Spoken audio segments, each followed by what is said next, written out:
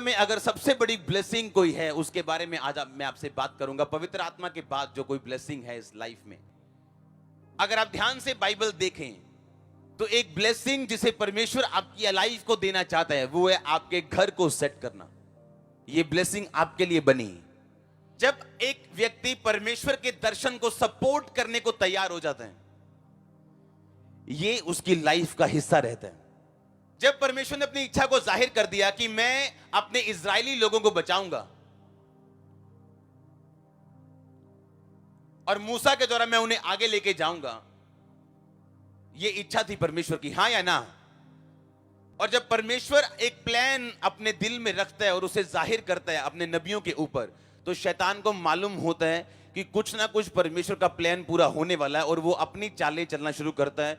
और उसने एक चाल चली उस राजे के बीच से जो मूसा के टाइम पे होने वाला था, कि जब मूसा हो उससे पहले उसने क्या चाल चली कि जितने इजरायली पुत्र होंगे, बेटे होंगे, लड़के होंगे, उनको मार दिया जाए।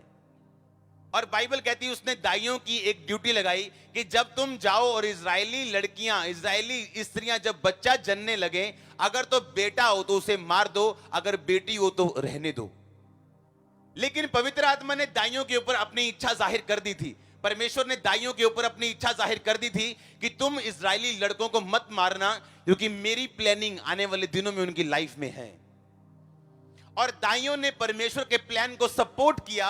और वो क्या करती थी, अगर उन्हें मालूम है कि वो फलाने मोहल्ले में एक बेबी होने वाला है, तो वो जानबूझ के धीरे चलती थी और जानबूझ के देरी से पहुंचती थी। और जब वो पहुंचती थी तो बेबी हो चुका होता था।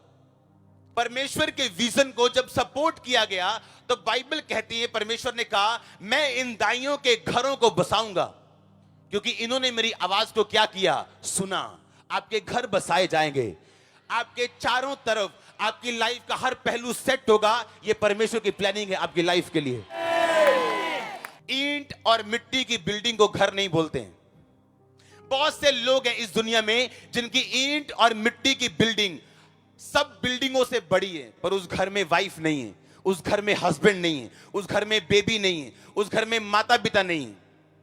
रूथ की अगर आप लाइफ पढ़ें, बोअज की लाइफ पढ़ें, तो बोअज को यह बताया गया था, एक अच्छी इंफॉर्मेशन दी गई थी कि भाई ये जो औरत आई है ना रूथ, ये ऐसी औरत है जिसने अपनी सास को छोड़ा नहीं, क्योंकि उसकी सास यहोवा को मानती थी।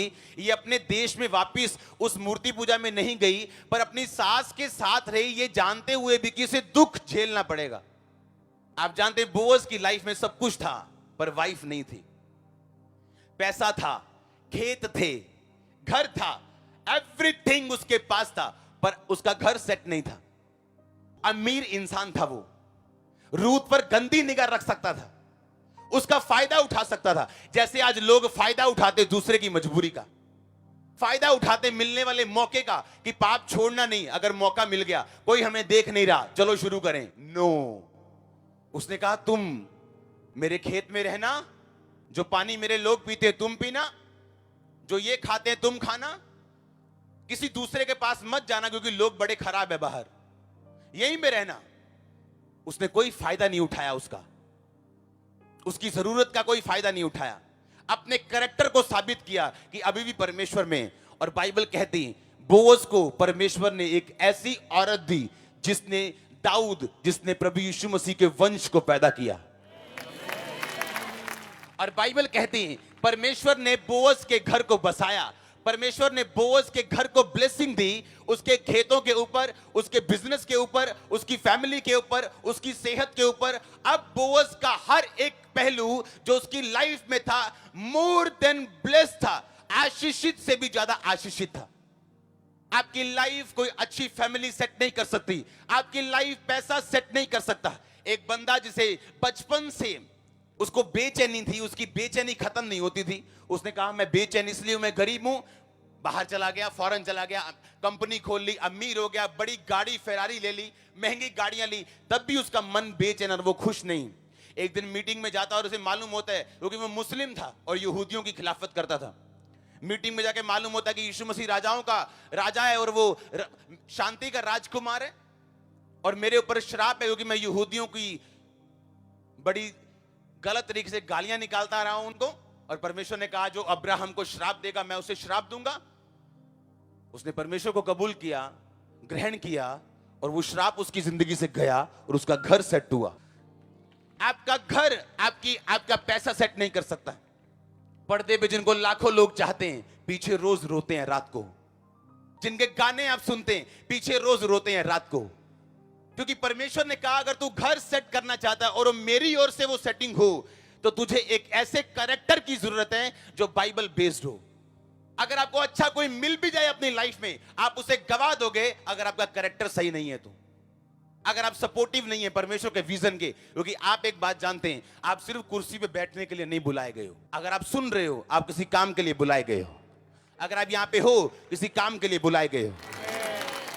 वो काम आपके पड़ोसी को बचाना हो सकता है, आपके कुलीग को बचाना हो सकता है, आपके साथी को बचाना हो सकता है, आपके परिवार को बचाना हो सकता है, उद्धार के सुसमाचार को आगे लेके जाना हो सकता है। ये ऐसी एक ब्लेसिंग है जिसे परमेश्वर दिल से अपने खास क्रिश्चियन लोगों को देना चाहता है। इसमें आपका फाइनेंस भी है, इसमें आपकी मिनिस्ट्री भी है, आपकी कॉलिंग भी है, आपका परिवार भी है, आपकी सेहत भी है। आपके घर बसाने का मतलब आप चारों दिशाओं से आशीषित होंगे, अपने दुखों को भूल जाएंगे जिस तरह बहता पानी हो।